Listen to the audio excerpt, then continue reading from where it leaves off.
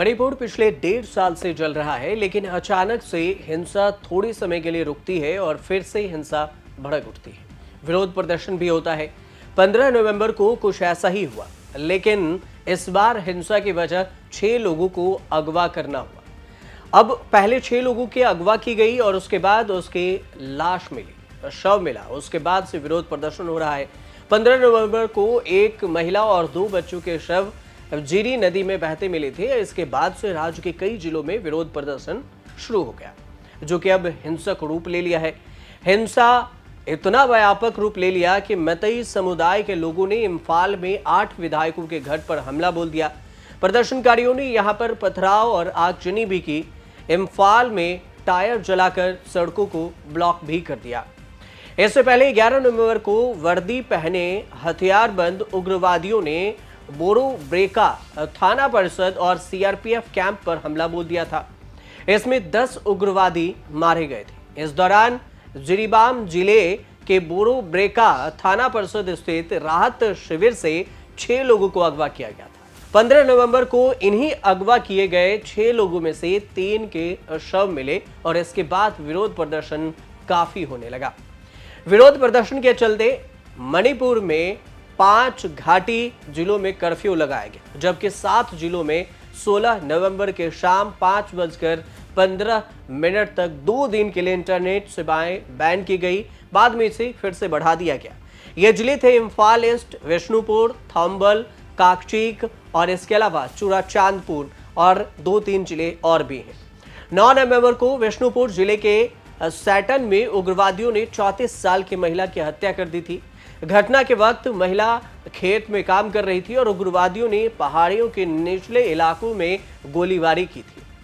बोरो ब्रेका में उग्रवादी और सुरक्षा बलों के बीच में गोलीबारी के बाद राहत शिविर से उग्रवादियों ने 6 लोगों को किडनैप कर लिया था, अगवा कर लिया था। किडनैपिंग की घटना के बीच में मणिपुर असम सीमा पर जीरी और बराक नदी के संगम के पास 3 शव बरामद किए गए थे, जिसके बाद लोगों ने विरोध प्रदर्शन करना शुरू कर दिया। प्रदर्शनकारी हत्याकांड में शामिल आतंकवादियों पर सख्त से सख्त कार्रवाई की मांग भी की जा रही है। अब मोमबत्ती और टायर जलाकर विरोध प्रदर्शन शुरू किए गए, लेकिन ये धीरे धीरे रौद्र रूप ले लिया। गुस्साए प्रदर्शनकारियों की भीड़ द्वारा स्थानीय विधायकों के घर पर तोड़फोड़ की गई। प्रदर्शनकारियों ने यहां पर खड़ी गाड़ियों को भी नहीं छोड़ा और उन्हें आग के हवाले कर दिया। घर में भी तोड़फोड़ किए। बढ़ते तनाव को देखते हुए मणिपुर की सरकार ने 6 जिलों में इंटरनेट बैन कर दिए। अब वहां पर इंटरनेट सस्पेंड है। मतलब मणिपुर में अगर देखें तो मणिपुर हिंसा ने और हिंसा के बाद शहर में कर्फ्यू के बाद वहां के लोगों का कहना है कि शहर के अगले आदेश तक कर्फ्यू लगा रहेगा। यह भी प्रशासन कह रही है कि इंटरनेट और मोबाइल डेटा सेवाओं को भी तत्काल 2 दिन के लिए और भी बढ़ा दिया गया है, निलंबित कर दिया गया। मणिपुर में मई 2023 से सांप्रदायिक हिंसा जारी है और इस हिंसा में अब तक 200 से ज्यादा लोगों की जानें जा चुकी हैं, जो सरकारी डेटा कहती है। इसके साथ यहां कई लोग अपने घरों से बेघर हो चुके हैं। अमूमन 10,000 लोग पलायन कर चुके हैं। 16 नवंबर 2024 को भड़के हिंसा के बाद स्थिति अब भी तनावपूर्ण है। हिंसा और तनाव की स्थिति को देखते हुए गृह मंत्री अमित शाह बैठक पर बैठक कर रहे हैं दिल्ली में। अब कहा जा रहा है कि एनआईए मणिपुर हिंसा से जुड़े 3 मामलों की जांच करेगी। वहीं दूसरी तरफ देखा जाए तो मणिपुर में लोगों ने मुख्यमंत्री एन बीरेन सिंह और 13 विधायकों के घर पर धावा बोल दिया और हमला कर दिया। सीआरपीएफ के जो प्रमुख हैं अनिश दयाल, इन्हें हालात का जायजा लेने के लिए दिल्ली से मणिपुर भेजा गया है। इस सब के बीच में राजनीतिक समीकरण भी बिगड़ गया। एनपीपी ने बीजेपी के समर्थन वापस ले लिए, जो बीजेपी से समर्थन दे रखा था, और मणिपुर की बीजेपी की सरकार में शामिल एनपीपी नेशनल पीपल्स पार्टी ने समर्थन वापस लिए। तो यहां पर समीकरण की चर्चा होने लगी। 60 सदस्यों वाले मणिपुर विधानसभा में एनपीपी के 7 सदस्य हैं, जो कि बीजेपी सरकार के समर्थन दे रहे थे। बीजेपी के पास 32 सदस्य हैं। बहुमत के लिए आंकड़ा 31 होता है। ऐसे में सरकार को फिलहाल खतरा तो नहीं है, लेकिन चर्चाएं जरूर हो रही है।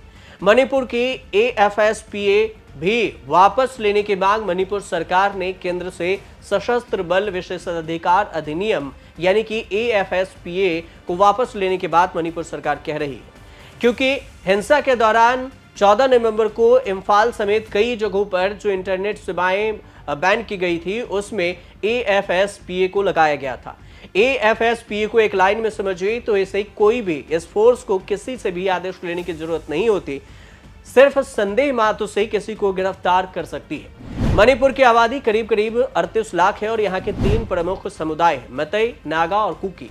मैतेई ज्यादातर हिंदू हैं, नागा और कुकी ईसाई धर्म को मानते हैं और ST वर्ग से भी आते हैं। इनकी आबादी करीब 50% है। विवाद कैसे शुरू हुई इसकी भी कहानी अंत में समझ लीजिए कि मैतेई समुदाय की मांग है कि उन्हें जनजाति का दर्जा दिया जाए।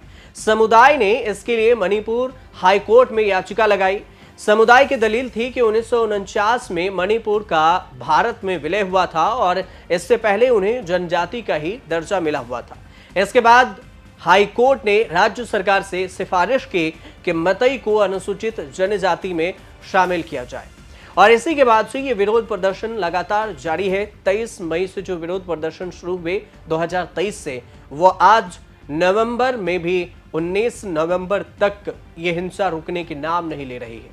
बीच में हिंसा रुकती है कुछ दिनों के लिए, 1-2 दिन, और उसके बाद फिर से हिंसा लगातार जारी है। इस बीच में एक बार फिर से हिंसा की खबरें सामने आई है जिसमें केंद्र सरकार भी बैठक कर रही है। अब देखना दिलचस्प ये होगा कि मणिपुर में शांति बहाल कब तक होती है। फिलहाल आप देखते रहिए न्यूज़ तक।